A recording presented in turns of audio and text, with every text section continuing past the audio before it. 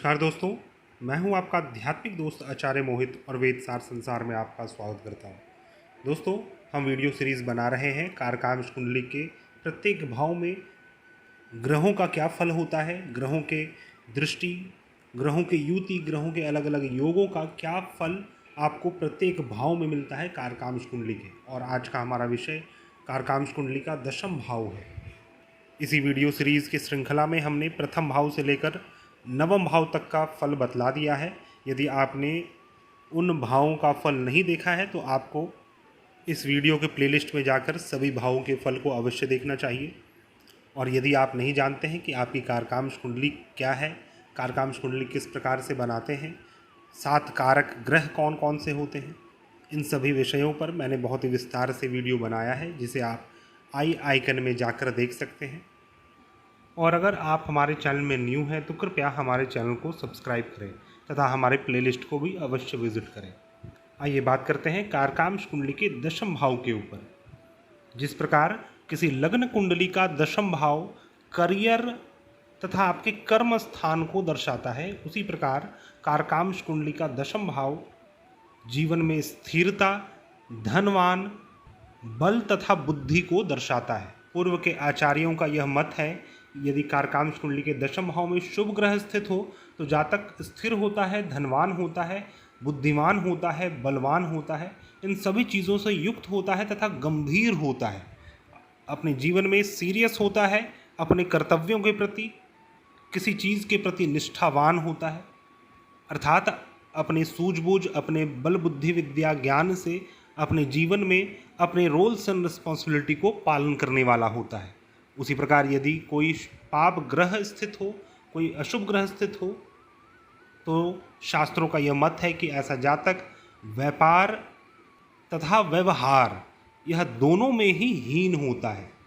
अर्थात कि व्यापार किस प्रकार से करते हैं, व्यवहार किस प्रकार से करते हैं, किसी भी चीज़ के लिए एक कोड ऑफ कंडक्ट होता है, उस चीज़ में हीन होता है। साथ ही ऐसा जातक पितृ सुख से भी रहित होता है। तो यहाँ पर शुभ ग्रह पूर्ण चंद्रमा, शुक्र, बृहस्पति तथा बुध से समझना है, और अशुभ ग्रह सूर्य, मंगल, शनि, राहु, केतु से समझना चाहिए। मान लीजिए कारकांश कुंडली के दशम भाव में कोई भी ग्रह स्थित ना हो तो फिर आपको यह देखना है कि किस ग्रह की दृष्टि पड़ रही है। यदि शुभ ग्रह की दृष्टि पड़ रही है तो शुभ फल होगा, पाप ग्रह की दृष्टि पड़ रही है तो पाप फल होगा, जो मैंने आपको बतलाया है। और यदि किसी भी ग्रह की दृष्टि नहीं पड़ रही है तब हमें यह देखना है कि उस भाव के जो लॉर्ड हैं वह कहाँ पर स्थित है, उनकी क्या स्थिति है, क्या अवस्था है। अगर कारकांश के दशम भाव के लॉर्ड की स्थिति स्ट्रांग है तो फिर ऐसा जातक स्थिर होता है, धनवान होता है, बलवान होता है, बुद्धिमान होता है, गंभीर होता है। लेकिन यदि किसी ग्रह की दृष्टि पड़ रही हो तो उसे हमें प्रधानता में लेना है, या फिर कोई ग्रह स्थित हो तो उसे प्रधानता में लेना है। अब एक या एक से अधिक ग्रह स्थित हो, मान लीजिए एक शुभ एक अशुभ ग्रह स्थित हो, तो इसका मिश्रित फल जातक को प्राप्त होता है। अब इसमें कई प्रकार के सेट्स बन सकते हैं। मान लीजिए 2 ग्रह स्थित हो कारकांश कुंडली के दशम भाव में, एक शुभ ग्रह स्थित हो, मान लीजिए बुध ग्रह स्थित है और इसका शुभ फल होगा, और दूसरा शनि ग्रह स्थित हो और शनि आपकी कुंडली में आपके अमात्य कारक ग्रह हो, तो क्या इसका अशुभ फल प्राप्त होगा।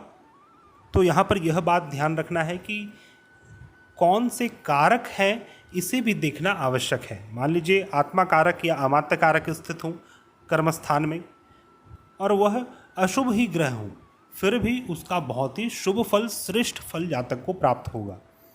दूसरा एग्जाम्पल हम यह भी ले सकते हैं, मान लीजिए सिर्फ बृहस्पति ग्रह स्थित हो या फिर बृहस्पति की दृष्टि पड़ रही हो, तो ग्रह वाइज देखेंगे तब तो इसका बहुत ही अच्छा फल है।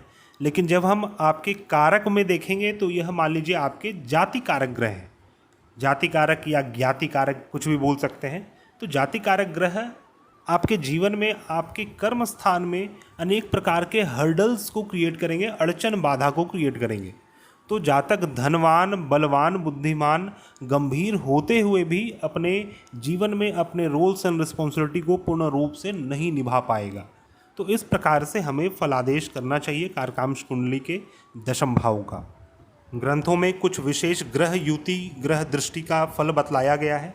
मान लीजिए शुक्र और बुध का किसी भी प्रकार से संबंध बन रहा हो कारकांश कुंडली के दशम भाव से, या तो दोनों ग्रह साथ में स्थित हो, या दोनों ग्रह की दृष्टि पड़ रही हो, या फिर कोई एक ग्रह स्थित हो दूसरा ग्रह की दृष्टि पड़ रही हो, तो ऐसे जातक बड़े बड़े कार्य को सिद्ध करने वाले होते हैं अपने जीवन में, तथा व्यापार से बहुत बड़े लाभ को उठाने वाले होते हैं, अर्थात कि बहुत बड़े व्यापारी होते हैं, राजा के समान धनाढ्य होते हैं, और इनके पास कुछ विशेष एक्सपर्टीज़ होता है जिससे ये उस फील्ड के राजा होते हैं, मोनोपोलिस्ट होते हैं।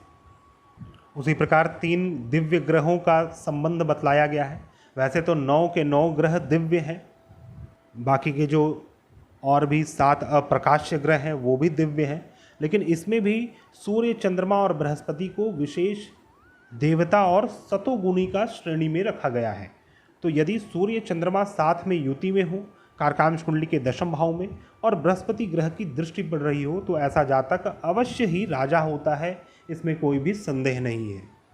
या फिर किसी भी रूप से सूर्य, चंद्रमा और बृहस्पति का संबंध कारकांश के दशम भाव से बनता हो, तो ऐसा जातक राजा होता है, राजा के समान जीवन को व्यतीत करने वाला तथा सुख समृद्धि को भोगने वाला होता है। तो दोस्तों, इस प्रकार से कारकांश कुंडली के दशम भाव के फलादेश को करना चाहिए। यह मेरा एक छोटा सा विश्लेषण कारकांश कुंडली के दशम भाव के ऊपर था। आशा करता हूँ आपको मेरा यह वीडियो पसंद आया होगा। यदि आपको हमारे वीडियोस पसंद आते हैं तो कृपया हमारे चैनल को सब्सक्राइब करें और हमारे इस वीडियो को ज़्यादा से ज़्यादा लाइक करें, शेयर करें और हमारे प्लेलिस्ट को अवश्य विजिट करें। हम मिलते हैं नए वीडियो में, तब तक के लिए धन्यवाद। जय हिंद।